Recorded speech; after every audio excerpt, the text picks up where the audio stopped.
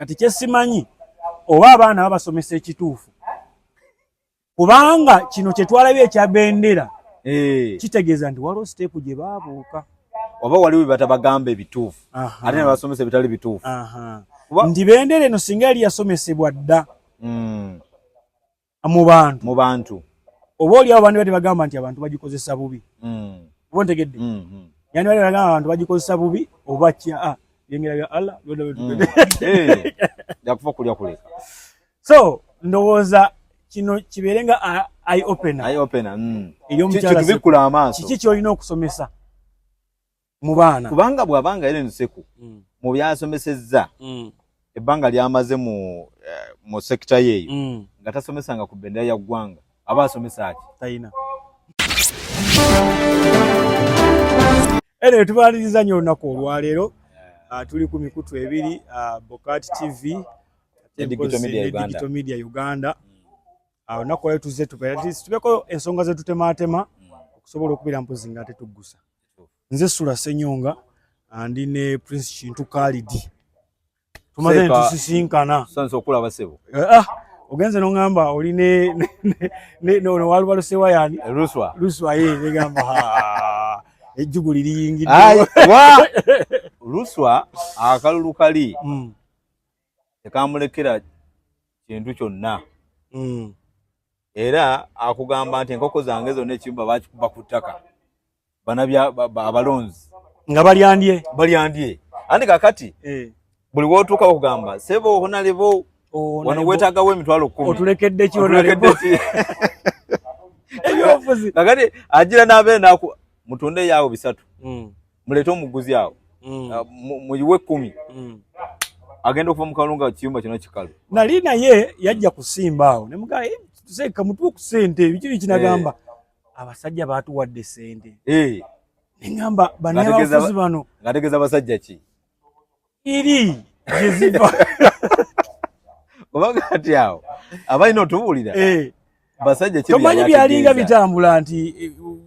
Wemba yakola ki yafunawo kuza Anita Among za speaker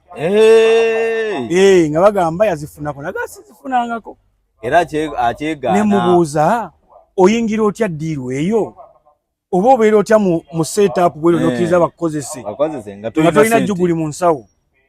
naye nagamba sifunangako nze seeka wondirabira nga ngize bwinti nolaba nga nvudde njogedde ekigambo bwero jama wajjuza nga lina nankuuma ati tunyingiza ezo byakibira mupango ate olowooza wano era kasita ofuna paasi entuufu n'ogenda we bazitematemera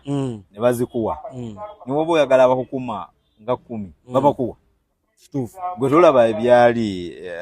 kati isi papa yavaayo papa gyali ali mukomera akyaliyo tukufumba paka lwowulira ng'oyidde ebire bya Uganda ate ono omusajja omulala ennaku zino baba tetwala nga alaga nti ali bubi nnyo Brian White kado yalina okutulindamu ati tulina muva mu kalulu ebyo ebintu byamu lyakatono naye nga kekako wekitaba ekyo ate abantu abamu batalibuuka tebajja kufunamu walayo amakanika babadde Kololo nga balina omukyala Ellen Nseku awo amakanika bapanze bapange olimba kisa kya mukama yafunyeyo ababe n'abambazawo volo n'afunayo basatu abalina experience mu kukanika namulabye akuba enduulu ng'alabula Ellen Nseku namugamba bw'otava mu bintu byange zinapanze ekintu kyange ate nkulaba okiyingiramu bamakanika abo kisa kya mukama yabapanga kati Ellen Nseku yababuukira bali Kololo yabasanze Kololo kati nze n'abakwano bange bayinginiya bakize ebbali bagamba omulimu gwaffe tetwagala guddekamu byabufuzi lwa nsonga tukanika emmotoka z'abaana b'NUP ne tukanika emmotoka z'abaminisita n'ab'NRM kati kasita nkingiramu bwe nti nendaga oludda wendi NUP ajja gamba oyo ajja kunteeramu katuraka mu mmotoka yange kituufu kati bo ne babidde ebbali kati nga bamanyi ebintu bya Uganda mu tayimu y'akalulu eno buli byakivandulo kubirira bukubi zijjayo bwe zijja kola ki genda zisike naye kye nategeddeko babagambye mu nnaku 3 forming up sako bafune ne ba members ani chembuza ani yabagamba nti sako ekintu kyokka kyoyinza okuwera mu nabuuziza registration ya sako ezo eyimiridde etya kuba togenda kikola mu nnaku 2 ekyo kisoboka baŋŋambya gana mu RSB bali abasajja babadde ne paperwork waabwe yenna ng'akoze eki bamumala yenna awedde era okukakkana mbu sente mbu zaalumyeyo ku accounts ez'enjawulo amangu ago naye nga challenge eriwo tosobola zikombako kati alina kumala kuggwa akalulu kalina kumala kuggwa muzeewole kati baba tuyambye kati makanika ddala aliddewa nenzijukira makanika ole yagamba mbuga kati sebo muzeeyi fe makanika tulayo waneeno RDCO babadde wano ng'akaaba lwa bujjanjabi talina bujjanjabi naye nga yali RDCO ne kati nze olwo makanika ali eri wansi mu nkere kati ombolombo ndowoozaako nnyo naye bannange Uganda yaffe ebintu si byangu kakati nze kye nalabye si we wokka nalabye era mwami Museveni yali empejja eyo e Masaka nga bali mu kwekuba bwekubi namyalo toddamu kumuwa sente gundi toddamu omukombyako bwe yali Entebbe abali ku secretariat mwami Museveni tukugamba toddamu bawa sente zaffe ojjukira namyalo lwe yagenda ku malaalo nakaseke olowooza yali agenze kukola ki yali olwo nga baamukubadde baamuza ebbali teyafuna kana akalulu bw'aba afunyeyo sente bwe kaba 10 afunye 10% takaliimu ali bbali baakamugjamu twekudde ku malaalo alope amanyi agamalaalo agali wano bagombe gali Gombe ndowooza around there kuba amalaalo obwanga nobwo bulaba babukuŋŋaanyizanga wali waffe emigadde wano bwe boyita mukona n'omudaala gukyalingawo yali tasikibwa oba olima n'osanga akawanga oba eggumba ly'omuntu litwalebwa emigadde kati ekiseera kituuka obuwanga obwo bwagala obuziika nga bukaaba bino tebabinyumiza kunyumiza obuwanga bwennyini ng'amaloboozi owulira mu ttuntu kati nga lino ery'omusana n'ekiro wowe nga bulaajana obuwanga amaloboozi gava mu buwanga nga muwulira emizimu nga gikaaba nga gigamba gitya wowe empewo etufuuwa yeyeyeye nga bwagala kububikkako nze taata wange ali migadde maama wange waawali Kakerenge ova migadde nodde Kakerenge kati yagamba bino ayo Kakerenge we nakulira taata nga teyatawaana nnyo kunoonya yatawaana musebo yavuga akagaali oyovuga eggaali ovuga olusozi lw'emigadde ogere Kakerenge fesebo tugenda Masaka tugenda Lyantonde simanyibwa ye muze yavugamu mirundi ebiri ng'aweta so obwangu babujjawo awo babutwala Gombe babuziika naye kati omukyalo oyo namulaba ng'atudde ku ntaana eyo ng'abikkudde bw'ati ekyo ekintu kyebabikkako n'asuulayo omutwalo nalaba kati abantu bonna bw'obanga sekita yo tefunye sente mu kalulu kano oba oli ttale kati Ajati Namyalo jukira yali yakola ekintu kyakola si kya bulogo kya busiramu kwa Ajati just imagine Ajati Namyalo mu busiramu kikiriza Swaba Kasumba yavudde mu busiramu n'agenda na mu nyenye ensasi tonna mulaba kati bamwejana bamwejana bemanya gombi ga mayembe Lubowa bamwejana wanga Lubowa siye nanyini mpingu Lubowa jembe ye nanyini mpingu yasiba yasimulula eyo shonji koze olwaliro kusimba nakoze research nga bangamba nti jembe Lubowa lyerisiba bati dikola nnyo kali lyampeereza bazuka ligigadinga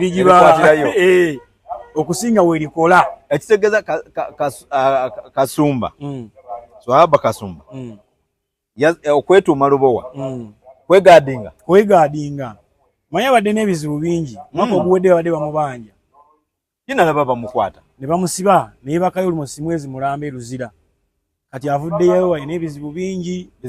ayambiddwa sente musajja obeerawo weetaaga sente abaana balina okusoma balina okulya ebbanga ly'omala mu kkomera Khalid bingi ebyonooneka ne ku mulimu osanga ebintu babizingako dda mukuyimba yetafunamu mwaite mumwamirimu abasiraamu enyimba ze muzikuba nete muyita ku mbaga tukoma zikuba ku mikolo gyammwe naye tetumuyita nti owaayi mumuyita kwata ataano gaagano gy'oyimbe so embeera tojajinga omuntu ndi olwokuba aja ati nekino tasobola kikola olyokubaandyalo tekimugaana kugenda ku ntaana nakolerayo waki olinza oyita nti kyakalogo kalenzi naye nga kyekimuyisaawo twalabako wanene naja ti Sofia Nantongo tomulanyi yafumbirwa Simbwa so kati ebyo ebyeddiini obidda ku bbali nemugenda n'ekiriwo gwe kyobumanya ye nga aja ti Namyalo olukokola ate nga yali asetinze ekintu kye zinali mmanye nti atuukira ku mmeeza y'omukulu akasimu ne bwakakuba kati kankuwe sayansi weeyo omanyi nayo bakyalibanga abatuukayo asita ofuna sente 30% n'ogiteeka wali eri ne security nayo n'ogiwa ojja kubeera ng'olumba bulungi nnyo ojja kusobola okutuuka kasita okola akamiro kyeki notaza 30% zonna ozikuba ensawo n'okulula kisawo kyo n'ogenda nga bakutereka ogenda okuddamu okukuba eri essimu nga tekyayitamu bakyusa layini gundi akoze bwandi nga bajjamu eri layini gy'obadde omanyi nga bateekamu ogenda okukuba ne muzeeyi layini zaalina tazimanyi muzeeyi n'omubuuza nti essimu ye eri kinamba y'essimu eri talina tagimanyi bulina kubakyusa buli kana kubakyusa magendo gali wayo amagendo naye mbuuza gurupu ekituufu gyeri nti yo ebeeraawo kutegeraawo bino ebintu obiraba kati nze mbadde ndaba nga tuyingira omwezi gwa Novemba wabaddewo sente ezifulumye mu ze mutamanyi bazaaki zonna zigenda ku muntu omu za kunoonya kalulu ka muzeeyi Abitex yafunako sente bagamba funa 2.5 billion yes nga za kukola drive mu 7 for Buganda Abitex yes kati obale ne bakamiliyoni babebe kulu baani bonna nga bali ku cause etya mu 7 for Buganda and Uganda ndi sente zibadde zijja ezaabana eziyise mu makuba amatuufu ng'ez'abakenzo naye nga nazo baziyisizaayo bakolage nti kubo tuufu naye nga nayo kunyagirayo bunyagizi abo nabo be bangi muziyise mu federation kati bagenza oyingira Novemba awo nga bilioni 5 zituddeko ku akawunti ya federation Kenza akyali president akyali president avuganyizibwa mwana wa mulwanyi mwana wa Sefali kubanga nayo mbadde mulabanga naye enkokola ziyitiridde bwagenda ku stage muzindalo bajjako kati kkiriza obagaana ye muganzi saawa zino ye mwana omuganzi maama we yafumba ewaka kati babebe kulu bano bali bamama bavaawo ne balina okujja tabawo obuyambi so sente bwezo weziri so Namyalo bwavaayo ne bagamba nti bamukubye enkokola mutuufu nakugambye eno time bweggwako nga sekita yo tefunye sente byerabire bwe baba kuwandukulire mubalina okulaba muzeeyi byerabire kati jjukira waliwo Namyalo wa proud wabazukulu Ellen Seku wa patriotism omwoyo gw'eggwanga oyo asomesa mwoyo gwa ggwanga kati oyo ate yafunyemu bamukoledde ekizimbe kiramba eno Muyenga si kupangisa Namyalo ba wali apangisa simanyi office of the first chairperson wali Kyambogo simanyi obanga okupangisa but ene kitebe bakizimbye nga kipya kizimbiddwa for that kya Seku Ellen Seku patriotism somesa mwoyo gwa ggwanga bagenda kusomesa nayogerako ko naye nangamba basomesa baana ba masomero nesimanyi clubs ze tulaba mu masomero kati kyesimanyi oba abaana babasomesa ekituufu kubanga kino kye twalabye ekya bendera kitegeeza nti waliwo siteepu gye baabuuka oba waliwo batabagamba ebituufu ate ne basomesa ebitali bituufu nti bendera eno singa yali yasomesebwa dda mu bantu oba oli abo bandi bati bagamba nti abantu bagikozesa bubi oba ntegedde yani bali bagamba abantu bagikozesa bubi oba kya yengera bya Allah yakufa kulya kuleka so ndowooza kino kibeere nga eye opener iyo mchala tubikula amaaso kiki kyolina okusomesa mu baana kubanga bwabanga Helen Seku mu byasomesezza ebbanga lyamaze mu sector yeyo nga tasomesanga ku bendera ya ggwanga aba asomesa ati tayina sente za falia za bwerere wazi sente za mwe wa musolo lwaki ali sente za futa tazikomyawo ali za bwerere bendere mulemi okusomesa abagikozeseza obulungi ate abagamba babakwate kati oba okola ki ekituufu kiriwo ekityo nti kati akkirize kikya agende yeewoleko mayinze nina akakodyo kendowooza nti akandi gakozesebwa naddala bali mu gavumenti bw'olaba nga FDC PFF ne NUP basomeza manifesto zaabwe kola photocopy bagamba okukolera abantu nga bagenze buyinza kuba goina sente byoba okwata otekese mu nkola kuba goina sente yandi emenye nakola manifesto so kati n'omukyala yeneseku kati no kimugambe nti seza nina okusomesa ku bendera Seka Khalid waliwo ekintu ekitanakolebwa mu by'amateeka naye nakibuuzizzaako omugezigezi n'aŋŋamba nti eno gavumenti ate teyagala kusomesa nnyo bantu mateeka naye okimanyi nti kiri mu constitution ya Uganda nti constitution ya Uganda erina okuvuunulwamu mu nnimi ennansi ekyo kituufu nnyo naye lulimi ki baali bagivuunula ate lulimi ki akanko ekyokulabirako ngo tonabona kutuka constitution Uganda Human Rights Commission ne Electoral Commission buvunanyizibwa bwabwe okusomesa abana Uganda bwe tuba tugenda mu kulonda kyetuyita civic education abantu olina kulonda otya olina kulonda mukulembeze ki okulembeze ki akola ki ku ddaala ki nti mubaka wa parliament akola ki kyemanusi 5 obuvunanyizibwa bwe ki naye byonna tebabikola olw'ensonga mujja kubuuka ani alina budget ezo webyo ate batuuka munanga ate budget babiteeka kwanti tibagalira babisomesa kubanga zali bade zigenda budget ya Electoral Commission obukiiko bwa parliament bukola kikwe buyisa sente ezo buli sector bajja allocatinga sente zaayo kitegeeza mwemuli budget ezo anti bwatokaawo nga bakugamba ezo sinzira ku bitwala bye priorities tulina awo tewali era awo tebateekawo sente awo babuukawo tetwetaagawo nnyo naye ng'ate nsonga nkulu kubanga nabino bye tubonaabona mbu simanyi kano kafudde simanyi tekafudde simanyi tebamanyi kulonda simanyi biki singa basomesa abantu baba bisobola okubikola bulungi tagali waali kwe kuba nti kuba kusomesa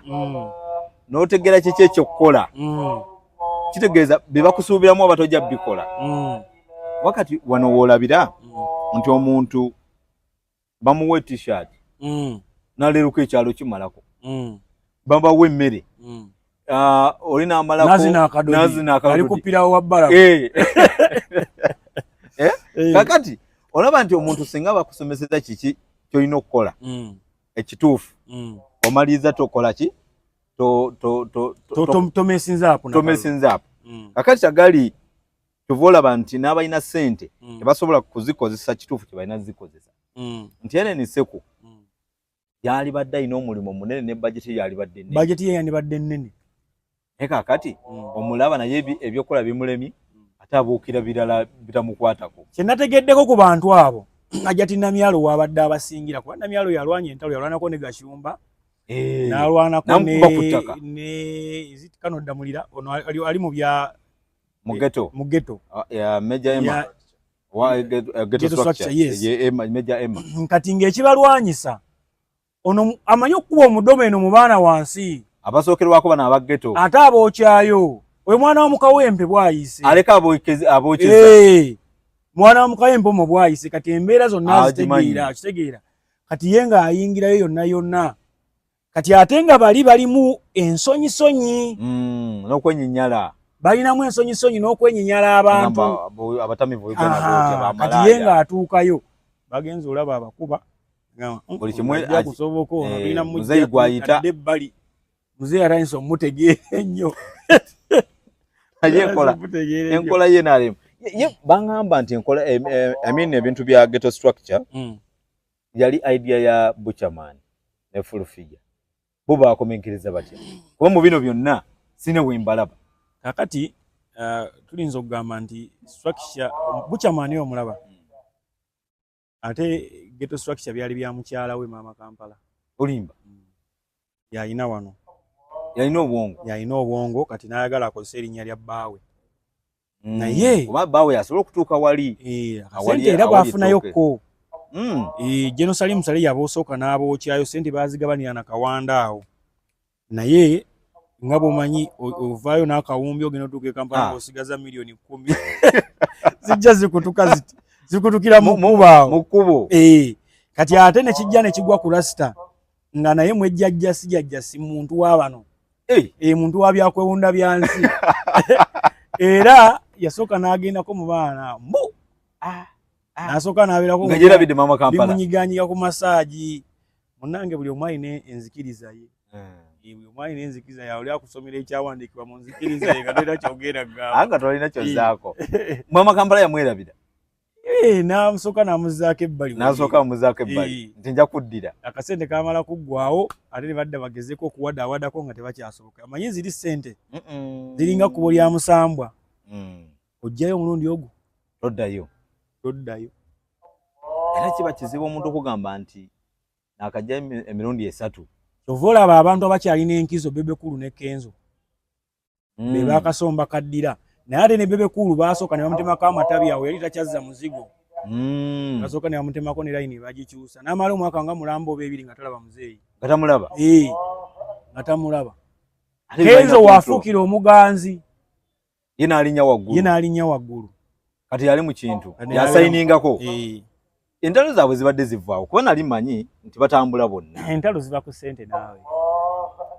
nusu entalo ziva ku ssente wali tali ssente ogamba mbuki ekibatawaanya byonna ne bolaba abalwana ne beevuma ssente buli omu agamba nze munene nze ninotwala ssente bweziti omuwendo gwe guti okitegeera kati federation okusinziira ku Kenzo mu campaign wano yali ayagala nga Kenzo yakulembera era ye mu structure ze yali aleyinze bwati nga abayimbi b'omu Buganda ayagala bayimbe mu Buganda tosukkawo abayimbi b'omu Busoga bayimbe mu Busoga of which to me it was a good idea nti n'omuyimbi w'Ebusoga afune kasente kati ndaba Bebekulu bokka be bazunga baliri pazo bani kati ekyo bebakikuba ne kidde ebbali nga bagamba Kenzo atujja mu ddiiru sente z'Ekoboko sente z'Ekumamu sente z'Ebusoga nazo tuzino ziryako tetulina kulya zaawa no wokka kyova olaba wabalukawo olutalo olw'abayimbi abali mu mambuka n'abayimbi b'omu Central muno mu Buganda ye n'abalaba nga bagamba temujja tulabayo webyava structure ya Kenzo yali nnungi newankubadde nayo bagibbira mu kuba osobola okugamba nti bamuwadde $5,000,000 ng'agenda spendingawo kawumbi kamu kuba kale bw'ogenda Ebusoga muyimbi w'Ebusoga wa layisi bw'ogenda Ekoboko tosobola muwanga awo kye yali abaze ne bw'otwala Bebekulu omutwala eggulu olina muwa ssente nga nyingi Bebekulu naye neyeekolera gundi eyiye n'agamba budget eyange ebyobufuzi birina we biyingidde mu birina contribution ebyokuyimba abayimbi abo balina contribution gye bongeddeko ku kalulu ewamuzeeyi ewalala ewamuzeeyi tebalina lwaki ogamba nti balina gwera vidiyo zonna zebabateekayo walabeeko gwe bayimbira nga asanyuka tugamba awali Chameleon awali Bebekulu awali Lipazo Gravity omutujju nani omulala agwenda Stacy Mayanja kati kankunyonyole kino mu ndongo tulina omuyimbi aleeta abantu ne tubeerayo n'omuyimbi asanyusa abantu be bamuleetedde oba ntegedde kati omulimu gw'okuleeta abantu gwa bbalamu abasombye n'abaleeta n'abakuŋŋaanya kati bano ogwabwe just gwa kubayimbira basi kubakyusa mitima olwedde bbalamu yabakyusiza dde emitima ng'abookyayo ekinyaanya linnya mmotoka tugende yambala t-shirt tugende kati omuyimbi abatalina contribution yonna abatalina Mwami Museveni can do without artists really yes tebalina contribution tewaliwo bajja nti kangende ndabe ku Bebekulu kangende ndabe ku Chameleon tewali tewali nkugambye already abantu already balamu abeera bakungaanyiza n'abasomba abatadde mu sente but just bw'oleeta omuyimbi oyisizaawo budget so bayimbi be bafunamu sinabayimbi mu 7 gwe njagala ombuulire tulabye campaign trails za Mwami Kyagulanyi TikTok X buli wo scrolling olaba Kyagulanyi yaliyo ne pages z'abantu abalaba bayimbi bani olaba bataddeyo Kyagulanyi abayimbi abo scrolling pages zaabwe beweerabako bokka yeti ekyabatwaza n'abamawulire baabo bane ba influencer baabwe bakavaringa ebintu ebyo ebya Mwami Museveni babiteekeyo kyatuuka ekisira nga kyabuwaze okukola stories za Mwami Museveni ku media houses baatukaka oba mwagala temwagala naye ng'olwedde ate balina ne bebasasula bakole omulimu ogwo ekitegeeza tebagukoze ne bo batuuka eri kamera nga bazeetunuzaamu bati bajja okutunuza mu Mwami Museveni n'abawagizi njagala ompeyo video emu gy'olaba training nga eri ku page y'omuntu nga ye yagyekwatidde esinga zivaayo nga za PPF PPU bayira bimbuzabuza so PPF kibina byabufuze nga za PPU okitegedde nga president yekoze eki yeweereza gye bagize nebabya bo betunuzaamu ate Khalid gundi ya Mwami Museveni eriko abamawulire banji almost from every media house kwebali but do they do the work simanyi ebyendaba ebisinga ate mbiraba wakyagula who does the follow up tewali kitegeeza ne bwenzia ne budget yange ng'eriko akawumbi oba eriko bubimeka aga kinaakola kale olunaku olw'omukaaga olwaleero wali abavandimwe olowooza abavandimwe be beetegese eyo nayo budget ya Mwami Gashumba bangamba yakwata akasente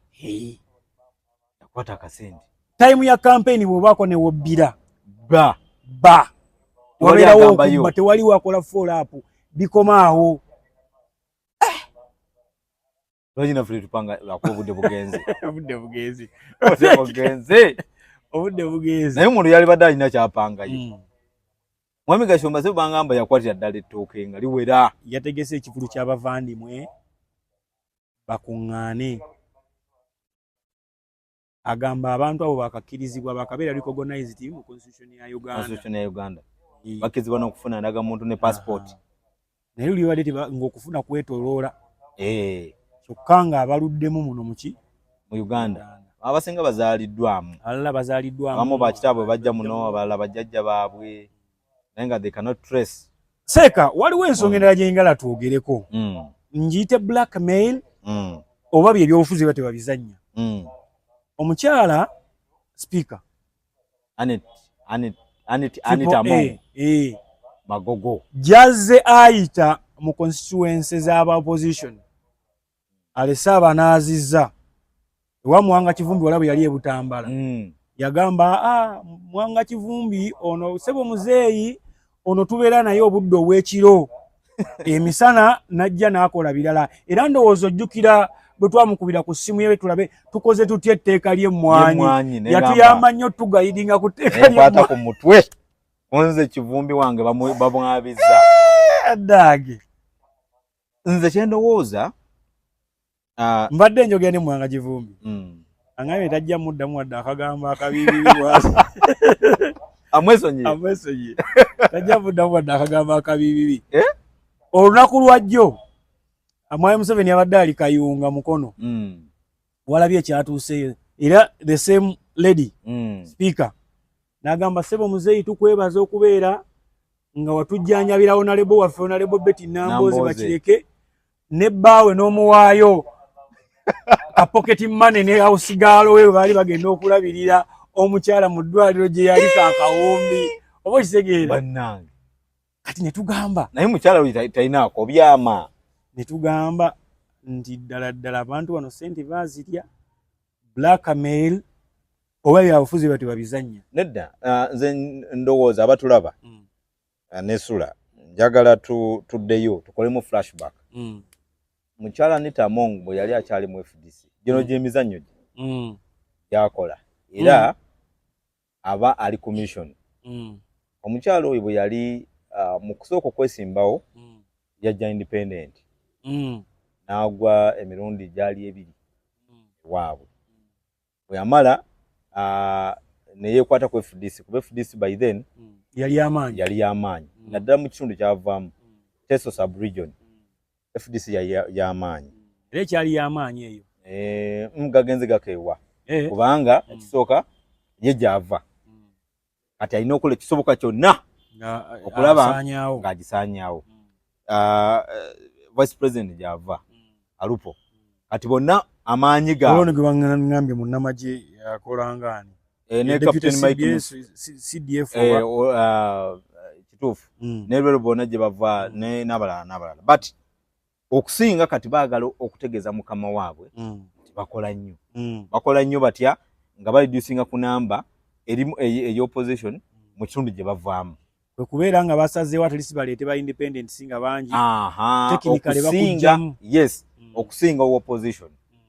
so okuddayo wali nti bwe yali mu FDC bwe yayingira FDC awo omuzannyo ogwatandikira n'atandika okukola omulimo ogwa blackmail bwe yali baamuteeka ku kakiiko nga amyuka Abdul Katuntu awo state we muyingiramu n'okutandika okukola naye ate era n'okumuwa assignments ez'okukola eno mu opposition nti tulaba nti bwe yali amyuka Katuntu nga bakugamba omulimu gwo gwali omukulu gwali gwa bloka okola bwa bloka nga Nsereko Nsereko simanyi lwaki yabivuddemu kubanga kiri ekifo kyabaddemu Nsereko abala bwe baba bagamba nti muntu abala byabufuzi Nsereko omu ku babala ebyobufuzi tukirize tugaane ne bw'obanga oli opposition bw'oba olina wantu we weesimbye obaddewo ekisanja kimu bibiri wummula kyusa dde walala osigale ng'okyayinamu supu osigale ng'okyayinamu supu tovola wanze ngamba abantu nti Muyanja Ssennyonga emukono akalulu agenda kawuuta nnyo lwaki yasooka n'abeera ku bwa meeya bwa Mukono n'amala n'adda ku bwa MP ne basooka ne bamuzza ebbali bwe yatagalamu awo ku NRM ate ngwawo NRM Rebels n'awummulamu awo mu COVID n'akola naawe abantu ebyokulya nga si MP naye nga akolera abantu kati akyusiza ekifo ne bamulabanga mupya etuufu kati ne Muhammad Nsereko ayinza okuba alina ekifo ekirala ky'abala mu maaso ajje nga talina pressure yonna nze ndowooza nti ayinza okuba kyabala kyabwa Lodimia kubanga jjukira emabegako wali yali ayagala kukyesimbamu naye jjukira nga Lukwago alaga nga akyalina amaanyi ate kakati muyingiramu ekibalo ky'abali mu ezo kati kiba kifudde kati kyemmanyi nti ayinza okuba abala kya Lodimia mu kisanja ekidda ku 336 tuddeyo ku babulooka kakati omukyala atandika okukola obwa bulooka kuba ekibulooka akola ekibulooka nga nno kimusasula bulungi era ne mukama we omulimu n'agusiima kubanga bangi abali ku ludda oluvuganya olw'opposition bangi be yatwala mu mpolampola ng'ayinza okujja n'akugamba osobola okusigalayo naye nga gw'otubuulira ekifo eyo ng'oli nsolima abamu n'abagulira ddala ne bavaayo ne baddira ddala mu NRM naye mu mbeera eyo Mwami Museveni bwe yalabanga omukyala mugezigezi era mukyala asobola omukolera omulimo omulungi kusinziira ku ye ogw'okugula bonna abaali bamutawaanya ogw'okubatwala kubanga nga bakugamba nti bwe woba oyagala okulaba Mwami Museveni bwe oyagala kutuuka mu State House tolaba mulala eno Anita Among naye by then nga tennaba na kuyingira mu NRM ng'akyali independent kakati nga weebuuza amaanyi agajjawa ng'alina access ku State House alina esente nga nnyingi kakati nga kyonna kyakugamba gwe ali ku ludda oluvuganya tolina buzibu bwonna bw'oyinza kufuna kubanga ayinza okugamba wali gumangamba nti yamugamba nti Mwalimu Museveni yagamula baddi State House yagala genda yodde kuba nga ine ebizibu ngera kyasinga okukola baje bakisinga okukola kwe kunoonya oyo yenna ayina ebizibu ali mu buyinike kubanga jjukira government kati ngene yaffe ebeera na access era omulimu ogwo gukolebwa Financial Intelligence Authority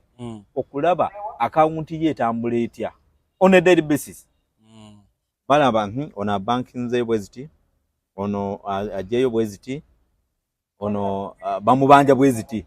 ebyo byonna baba babirina kati kyangu nnyo kugamba nti nayo waayi nkulaba embeera gy'oli musi nnungi ontegedde otya naye lwaki tojja ne kikulu mmwe mubeerawo ne muvuma muzeeyi mukola mutya kyali badde kyangu kuba kati naama ebbanja lulina lya bukadde 5 twaligenze muzeeyi n'akirya nawe okiraba nga kikola ekisooka bakuli bubi ennyumba ye baagala gitwala omukyala yakunobako abaana tebakyasoma naye waliwo akugambye ntusobola okugira akawumbi kakati ogamba waayi waba otulesinga obulamu bwa omugenzi Katonda amusaasire ejja kubolanya bwe bamala Mwalimu Museveni bw'amala okutegera nti be bamu ku bavubuka abaali voko mu UPC very articulate very intelligent munamateeka nga bamuwa obuzibu mu parliament kali kye baakola bamuteekako amaanyi eri mu constituency gye yali ava bamuteekako amaanyi akalulu kamukuba naye ng'ataddemu sente nnyingi kakati kamala omukuba agenze ku ttaka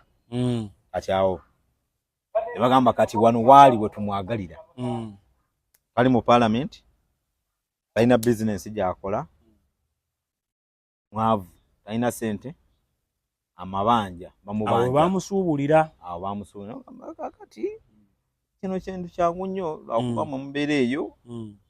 nemwogera bingi omusajja mubi naye omusajja talina tabu musajja mulungi era kakati awooli kyangu nnyo bwokkiriza netugenda naye netwogera n'omusajja n'agamba ku banka ezo tezikutawaanya ennyo bambi omuntu tomunenya kusinza ku state gy'abeera alimu mu kiseera ekyo musajja watunakkiriza awo bamusuubulira n'abalala nti abasinga obungi tebagendayo nga bali bulungi nti kati omuntu bamusanga ateredde ne bamugamba ye n'agenda wiringiri naye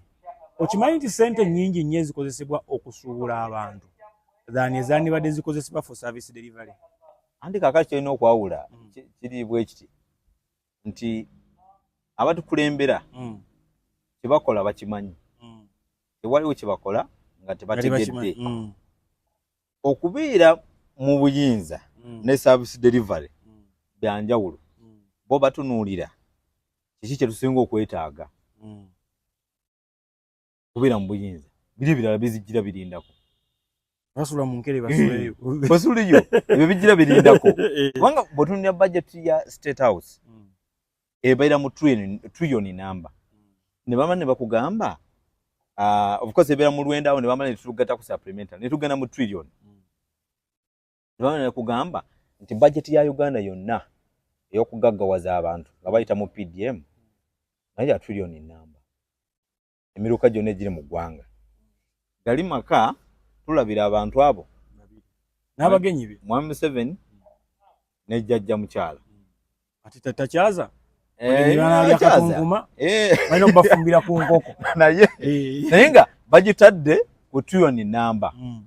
ne Uganda yonna nga tuyita mu PDM naye ne bagiteekako trillion kati bw'obiteeka ku minzaani biba bikola amakulu nti abantu emiliyoni 45 oba 47 obawadde trillion akase kesedde n'amaka ag'abantu babiri nago tubawadde akesedde ne budget ezimu z'olaba zibayita classified ezigenda mu security zigenda mu byokwerinda sente ezimu emirimu ezisinga okukola kulaba ani atutawaanya mu opposition era tumuggyemu tutya si kutereeza byayogerako nti bannange oli akuba nnyo omulere nti obubbi buli wano si kutereeza kitongole kiramuzi si kutereeza CID department eyongere okunoonyereza si kutereeza office ya IGG bajongere mu sente gwe se mu Uganda otulekanira nnyo tukuwe mmeka nga nawe unawera nti anze bamumpa obutaano nze nga mbivaako kakati bwe tuba nga tulina ebyobufuzi bwe bityo kitegeeza bikosa nnyo Abannayuganda okusinga bwe twalifunyeemu nti kifo ky'okufunira eddagala ekizibu ekiba kiriwonze kyenjogerako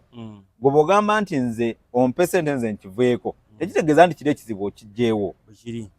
ekyokubiri tekitegeeza nti nze bwe mba sikyogeddeeko n'omulala tajja kukyogerako ojja kunzita tukiyita character assassination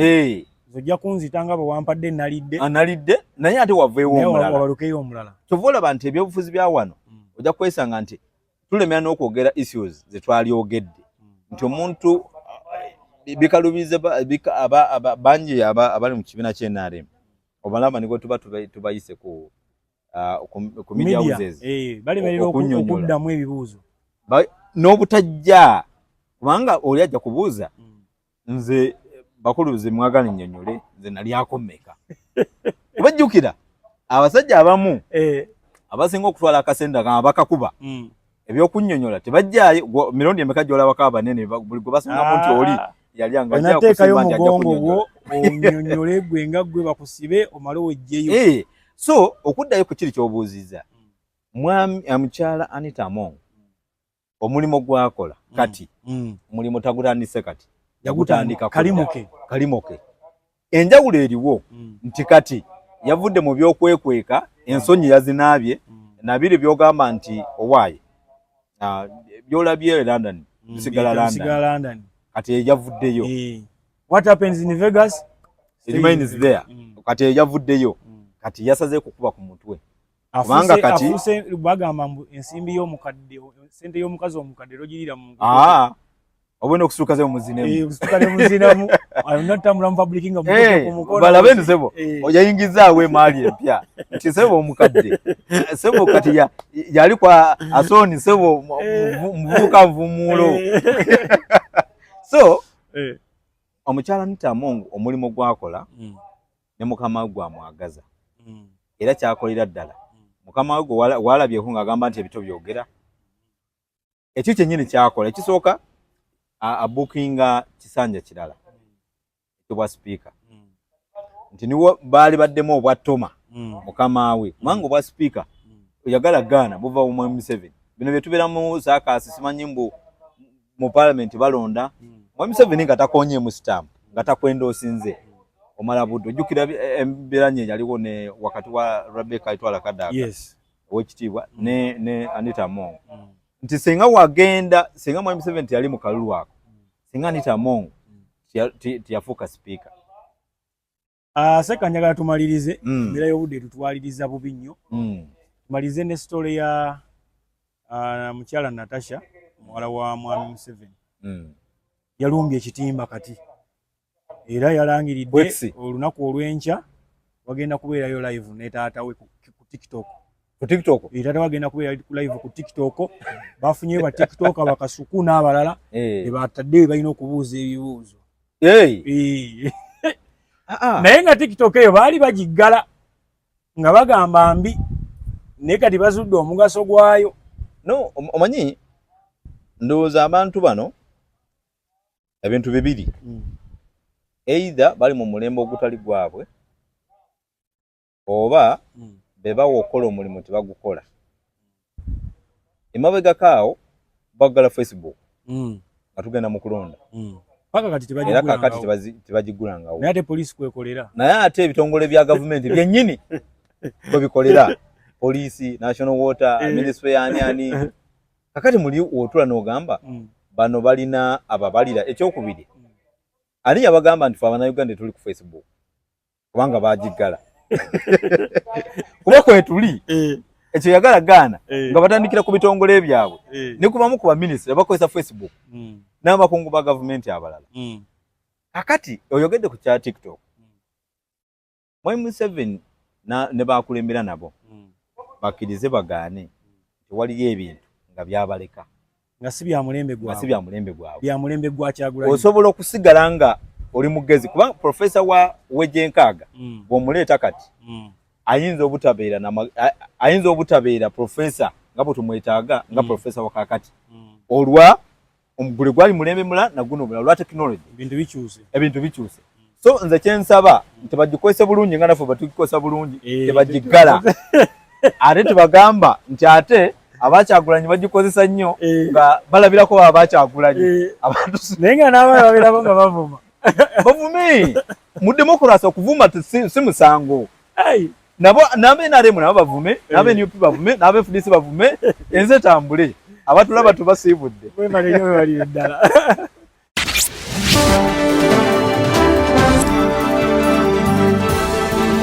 Bokat TV Nera